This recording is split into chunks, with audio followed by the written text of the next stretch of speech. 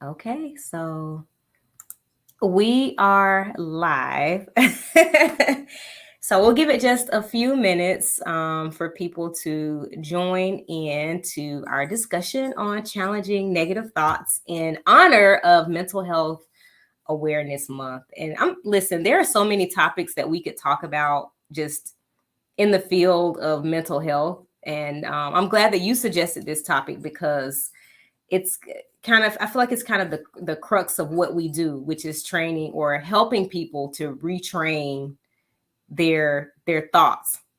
And we all know that when we get the thoughts in order, the emotions and the behaviors will follow. Yeah. So I definitely agree. Even when we're talking about that concept of like cognitive behavioral therapy, the triangle, yeah. wherever you start off on the triangle, you recognize that your thoughts, your feelings, and your behaviors, they're all going hand in hand, regardless of whether or not you start with your behaviors. You may end up with a thought and it'll create a feeling. Sometimes we Right. may feel some type of way and it'll create a thought and then it'll impact our behaviors. Sometimes we Right. may think something and it'll just, jump all over the board. So it's important for us to tap into our thoughts and find ways to mitigate them so that we can reach our wellness goals. Right. Right. For sure. For sure. And it's and without getting too deep before we actually start have our discussion, um thoughts are really like these little things that we have that come, automatically. And we really don't think about, like, gosh, what am I saying to myself every day? Like, Mhm. what am I thinking about every day? And so, even when I was just thinking about how, like, even when we wake up in the mornings, like, it's so important that we immediately start to take control of our thought life because those thoughts can seem to spiral. And before we know it, we are having what we may call a bad day, Right. right? And then it becomes not just a bad day, but then we think, oh my God, I have a bad life, when really Yeah. it's just negative thoughts. But before we get too deep into it, because we can go all the way there. If you're watching, if you're joining the broadcast, feel free to jump in the comments, say hey girl, hey. Feel free to ask some questions. Sierra is a colleague of mine, friend of mine. We have worked together in ministry. We have done conferences together, all of Yeah. the above. So, Sierra, I want you to, if you can, just tell people, who you are, everything that you've done, your specialties, and what you have going on. Yes, definitely. Hi, everyone. My name is Sierra Hillsman, licensed professional counselor, certified clinical trauma professional. I'm the founder of Legacy Speaks, and I pretty much focus on helping individuals work through life transitions by helping them work on the wellness model. I'm very wellness driven. And so, thank you so much, Brandy, for creating the opportunity to have this amazing and very important conversation, You're especially in welcome. Mental Health Awareness Month. You're welcome. Absolutely. I when I was thinking, of course, like, you're a person, like, you're always at the top of my list of people to talk with when it comes to mental health because, Oh. Sierra, you have been so consistent with pushing good content and good information consistently about mental health. So when we talk about being out here in the trenches during COVID and making sure that the information is spread and it's getting to the people, you have been so consistent with good information. Girl, sometimes I be in your comments like, that is for me. Like, they say a hit dog will holler. I be in the comments like, well, now wait a minute now. Like the post the other day about emotional eating and the crab leg. I'm like, wait a minute. Are you talking about me? Because I feel like you're talking about me. Oh goodness, that's so hilarious. So, That's so funny because the creator of the original video, she was like, "Not you coming for me." I was like, "Sis, I'm sorry, okay, but we all do it. right. Emotional eating, emotional spending. Don't feel alone out here in these streets." But thank you so Right. much for that. Right. You're welcome. You're welcome. Well, let's start out very on a very basic level when it comes to managing our thoughts. As a clinician, would you say that you see any certain pattern of thinking or any certain thoughts that you notice that, like, most people have that are very detrimental or that cause a lot of emotional damage? Like, Or does it vary across the board? I feel like it varies, but at the core of it, I feel like we're always working on some form of cognitive distortion. As Mhm. you know, we have 15 cognitive distortions out there, but the top ones that I see on a regular basis is catastrophizing, Mhm. thinking the worst about a situation, or maybe even that should statement, like I should have Mhm. done this, or I Mhm. should have did this, or blase squaze. And then the other one that I see on a regular basis is the inability to widen the scope and see the good. Mhm. So, like you Mhm. mentioned, immediately getting up in the Mhm. morning and Mhm. thinking about all of the bad things that happened the day before instead of giving ourselves a clean slate or maybe Right. even remaining solution focused. So, being in Mhm. a place of ignoring the good or not having the opportunity to allow gratitude to set in. So, those are Wow. the common ones that I see a lot. What about you? Right. Those are really good. I think definitely a lot of catastrophizing, especially when it comes to COVID, and just living through a pandemic and the ongoing fight for just racial justice and racial Mhm. equity. There Yeah. has definitely been a lot of catastrophizing. Like you said, not being able to see the bigger picture, being very tunnel vision, and um, like black or white thinking Yeah. that something's all good or something is all bad, and not being able to kind of see the middle ground or the gray area of Mhm. situations. One of the things that I think as a society that I see a lot, because I'm always on Twitter and TikTok. Those are my two favorite now. Mhm. One of the things that I think, even as everybody starts talking about like what's going on in the news and what's going on with like stars and Mhm. rappers and the Kardashians and all of this and that, as things happen and people make headlines, I see that people have a really difficult time with two truths being um, present at two opposing truths being Yeah. present at one time. So, for example, let's say that your favorite rapper makes the news for committing some crime, or a ring of rappers, hypothetically speaking, right? And then you have people who say, oh well, they did so much for the community, like this is crazy, but they could do a lot for the community and also do damage to the community. Yeah. And sometimes it's hard, and that's just a very small scale example, but sometimes it's hard for people to grasp two opposing ideas coming together at one time.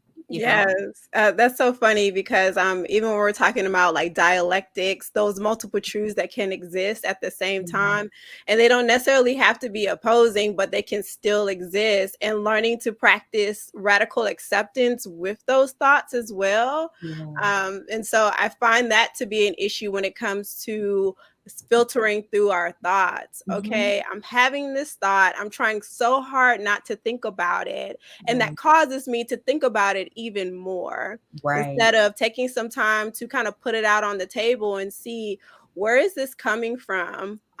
Did it come from within, or is this a thought that was passed on to me through my environment or maybe through my family?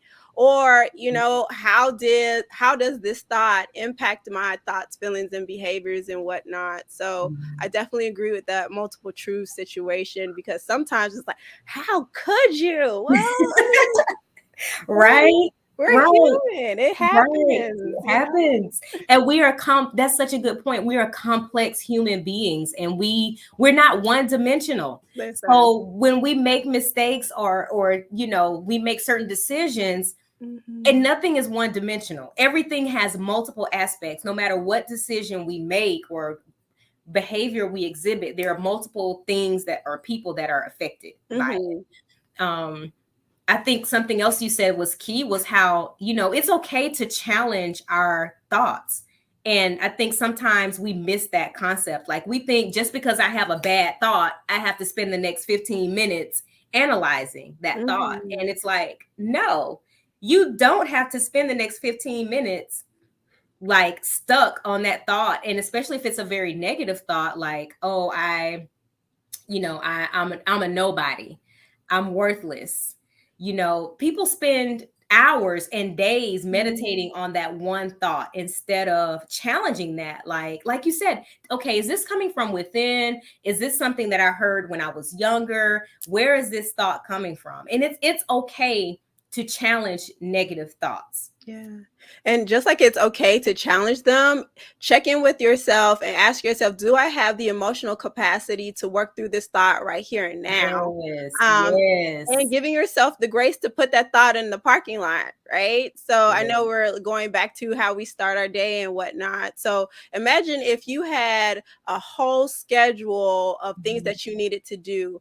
Are you going to allow that one self-defeating thought or that one self-sabotaging thought to stay at the forefront and Right, determine the direction of the remainder of your day? Like, right. you and I, we have to show up in so many different ways. Yes, And sometimes it's just like, you know what? I have to be able to execute efficiently and effectively. Let me just yes. put this thing in the parking lot and then I will like go over it on my lunch break. Or Yeah, maybe I'll carve out some time to go on a walk and maybe even meditate, find ways to leverage my spirituality. Maybe yeah. this isn't a thought that I need to even challenge right now. Maybe this is something I got to surrender to God in this moment. Yes, So yes. definitely. I love that. I love that. I love that spirituality piece and being able to bring your spirituality into that space of challenging your thoughts. We as Christians, we know what the Bible says about taking our thoughts captive. Hmm. you know um and in other faiths there are teachings about just having a proper mindset and having a positive mindset. And so we do have to be able to use our tools at that point, which could include our spirituality as it relates to managing those thoughts. I like what you said about having the proverbial parking lot. Like, you can't even come up in here, bad thought. Go to the parking lot. I'll be out there in a minute. Yeah. I gotta work right now. I can't even do you right now. So go wait out in the parking lot. Definitely, because it's like it's kind of like when we had to go get those COVID tests and we had to wait in those long lines and whatnot. And so when Right. you get up to the front of the line, they're acknowledging that your car exists, but they're gonna hey, I need you to wait over here while we do Right. X, Y, and Z, while we get your paperwork together and while we do the Right. little swab. So just because you're putting it in the parking lot, you're not practicing denial, you're not Yeah. practicing avoidance. You're just Yeah. saying, hey, I can't deal with this right now, but Mhm. I will be intentional about returning back to it. Right. Right. And coupled with that, not being afraid to say negative thoughts out loud. Hmm. Yeah. And I've found that, like, when I've had negative thoughts, because even as therapists, y'all, I know this is going to be surprising, but we have negative thoughts. It happens to us because we're human. Hmm. So I found that, like, having safe spaces like friends or family members where if I'm having a negative thought, I can call them and say, you know, I know it might look like I got it going on social media, but girl, I feel like I ain't got it going on. Like, Yeah. I'm not doing anything. Like, what am I doing in my life? Like, you have to have spaces, or even if you're, there's nothing wrong with talking to yourself every now and then and being Hmm. like, okay, I woke up with this negative thought. That can't be true.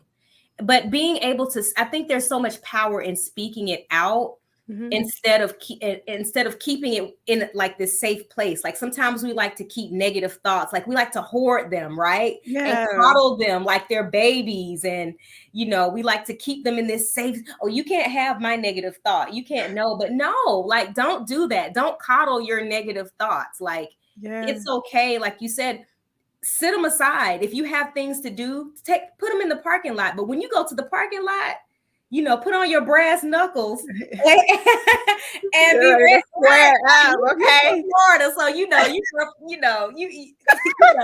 right. So be ready to really go to battle with that thing and be like, yeah, no, I'm not spending the next 3 days Hmm.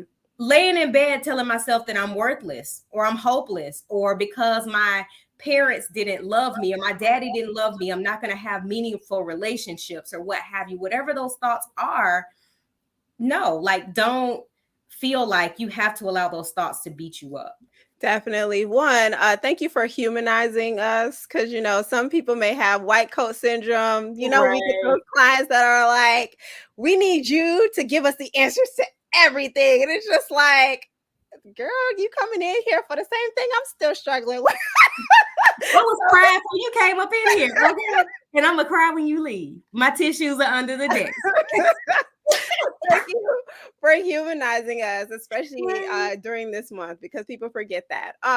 But the other thing that I greatly appreciate is the incorporation of the emotions when it comes to those thoughts, because I don't think a lot of people realize how our thoughts influence our attitudes and our feelings about ourselves, as well as how we feel about other people. Right. And so even when we're talking about this mind-body connection, even those phrases, I'm worthless, I'm hopeless, I'm not going to get through those things, take a moment to see how those thoughts are showing up in the body. When you're saying that you're hopeless, does that mean that you're struggling to be able to breathe? Do you have tension in the shoulders? Are you feeling more fatigued? Are you not able to complete your activities of daily living? Like, how are your thoughts influencing your ability to be able to physically move on a consistent basis? So thank you for talking about that. Oh, girl, you just said a mouthful when you talk about, and I'm not able to see any comments here. Sorry. But if you guys have if you're watching and you have questions or comments, feel free to hit the comment button, post button, comment, let us know. But you just said a mouthful about how it shows up in our body. When Pearls of Esther did the Beyond the Mask event, we had Shay Nicole, who's a trauma specialist. She does a lot of work with just the brain spotting and teaching about how trauma shows up in the body. And I remember that was one thing that she really harped on, was the physical aspect of how those negative thoughts or those traumatic memories show up in, high blood pressure or other deficiencies or what have you, like how that shows up in our bodies. And so like that, we always talk about the book, The Body Keeps the Score. And we talk about how, when we start to notice certain aches and pains, it could actually be an emotional thing. And so if you're listening, that's a good place to take notes as well, is how are your thoughts impacting your emotions, and then your emotions showing up in your body. Some of these aches and pains are not just aches and pains. They are actually emotional distress. So, yes, definitely. And remaining solution focused. So I know we've been talking about all the negative components, but also finding ways to replace those thoughts. And I know a lot of people are really big on being super overly optimistic to the point where it's unrealistic, but not leaning fully into toxic positivity. Trying to you notice my eye roll, right? I was trying to fix my face, but I could not, because the toxic positivity is, I'm like, okay, but go ahead. Definitely. So we're not encouraging you to lean into toxic positivity. For those who don't know what toxic positivity is that you're not addressing the problem and you're just slapping, everything's going to be okay. I'm going to get through this. I'm strong. You're strong. We're all strong. And it's just like, no, you don't get an opportunity, like we talked about earlier, to humanize yourself or even humanize your own experience. So acknowledge it, find ways to address it, and then replace it with something that's not only positive, but also solution focused. A solution focus is something that's going to get us from point A to point B and then C, rather than focusing on getting from A to Z. Take those baby steps. It's okay. If you are finding yourself dealing with like, I am worthless. Okay, well, what evidence do you have to support that you're worthless? And check your circle. For the friends that are there to gas you up, they're not just gassing you up because they're your friend. It's because they see something in you. So get around people who are going to continue to elevate you and model what reciprocity looks like when it comes to thinking. Yes, I agree with that. And also on the friend tip, I also have people who are not afraid of, I call them, sometimes those dark truths, right? Those dark thoughts that we have. It's okay to be around people who, as a matter of fact, you should be around people who don't expect perfection from you. But when you tell them, especially as a clinician, so if any of our fellow clinicians are on, or if you watch the replay, have some people who don't think that you're superwoman or Mhm. Superman, that just because you're a therapist, that girl, you going through, like, you're not supposed to be going through. You're a therapist, girl. You teach on coping skills. You better use some of the coping skills that you teach Yeah. about.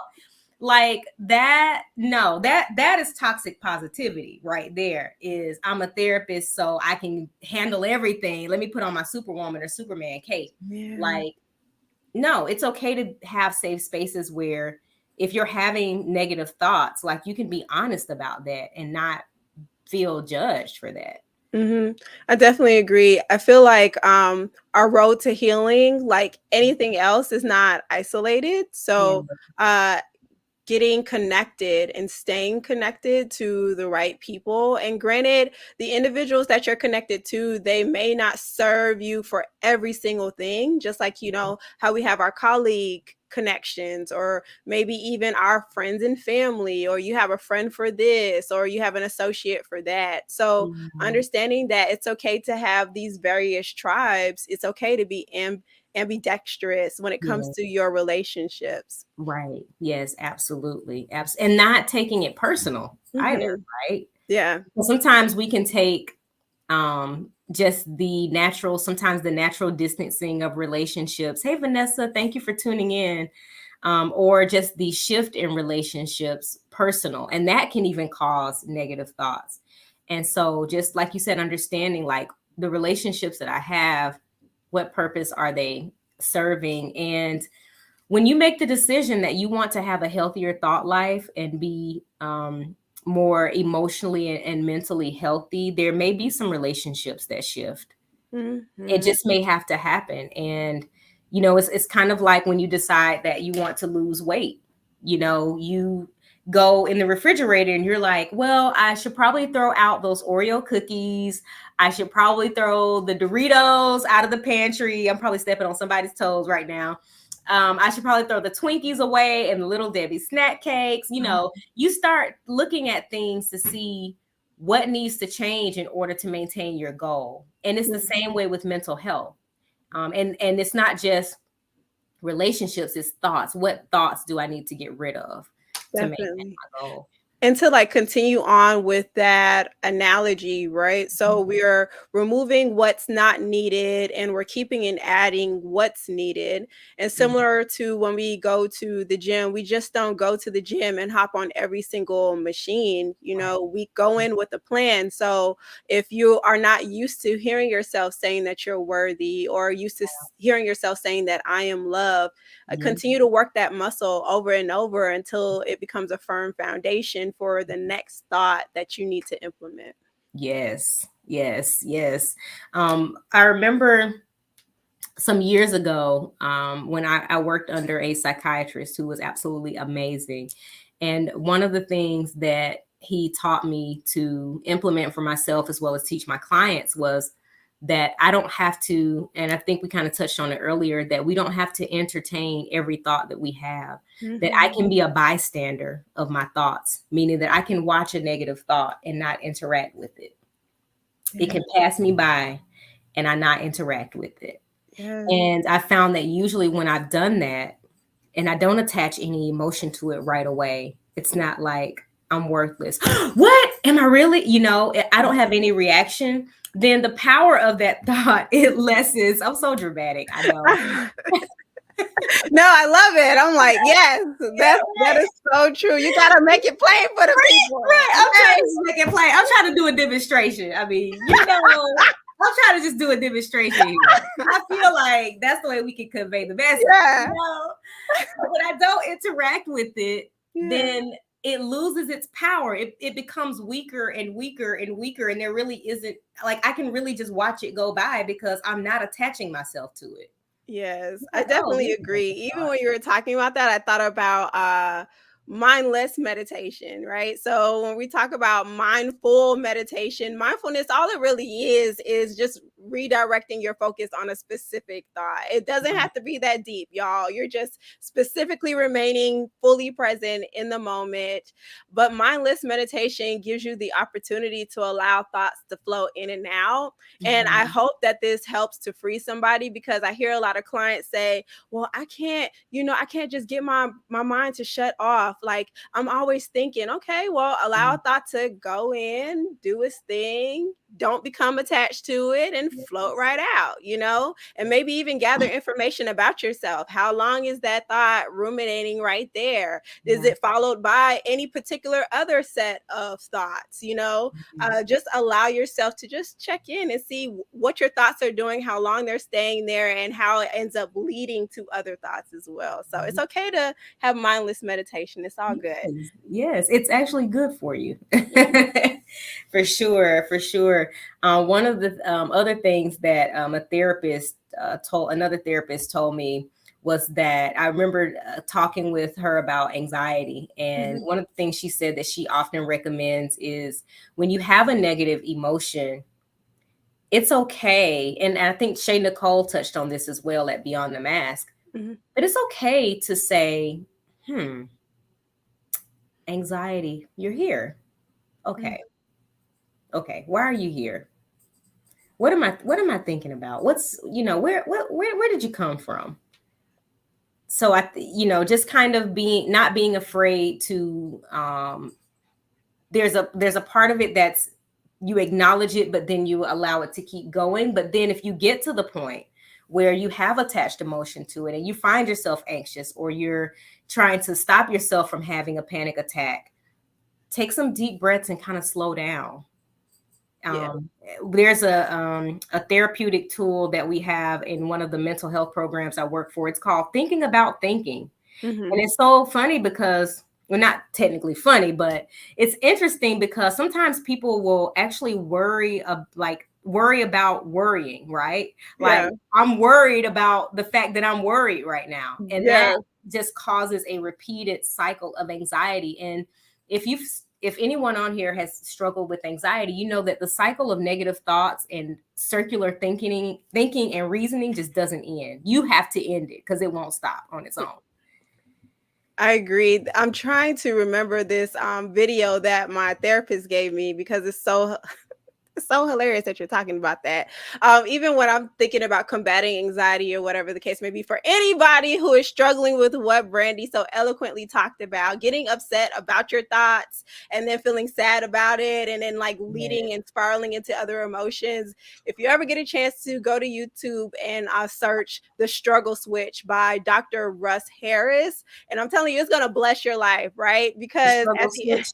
yes, The Okay. Struggle Switch by Dr. Russ Harris. And it just explains how we can get anxious about our anxiety, which leads to feeling hopeless, like, oh, here we go again. I'm doing it again. Oh my gosh. And then having this self directed anger, like, Mhm. you've been in therapy for 6 months and you can't get your anxiety under control. Things Listen. like that. Yeah. So, recognizing how our emotions have a way of being like a multi tiered cake, and just Yeah. Yeah. slowing down and giving yourself patience and grace when it comes to your emotions. Yeah. Absolutely. Absolutely. And I dropped the name of that clip in the chat. So if you want to, I'm definitely going to go and check that out because I think it'll be a good tool for myself and my clients. So So this has been a great conversation, Sierra. I feel like we could go on, and I feel like anytime we talk, we could like go on and on and on like forever. So Same. Yeah. we can't let this be the last time. But it's Mental Health Awareness Month, but y'all, we tired. So we're tired and busy and broke. So no, but we'll have to definitely come back on as our schedules permit. Sierra, please tell the people how they can keep up with everything you have going on. Yeah, definitely. You can always visit me at my website, legacyspks.com. So it's like Legacy Speaks, but without the vowels EA. You can also follow me at Legacy SPKS on everything. And then feel free to get at me if you need any type of mental health awareness tools. You Yeah. can reach me as well at mentalwellnesstoolkit.com, Yes. where right now I'm currently doing a special for $47 for a toolkit. So if you are are wanting to tap into challenging your thoughts, or maybe even addressing trauma from a superficial perspective, just feel free to head over to that, because once Mental Health Awareness Month ends, the price is going back up. So Yesterday's price will not be tomorrow's price. So yeah, that's it. But Brandy, once again, thank you so much for creating these healthy conversations. You already know I just absolutely love clinicians who create space to talk about it. It's one thing for us to do our work in our offices, or maybe even our virtual offices, but it's another thing to create opportunities for other clinicians to have healthy dialogue about it. So thank you so much for having this. Thank you for being a part of it, Sierra. You know that I absolutely adore you, and I adore the work that you're doing. So keep it up. I salute you. And if you're watching, if you're catching the replay, #replay, check out everything that Sierra has going on. And we have a very special conversation coming up next week for Mental Health Awareness Month for the men. So make sure that you tune into that. Have a good rest of your night.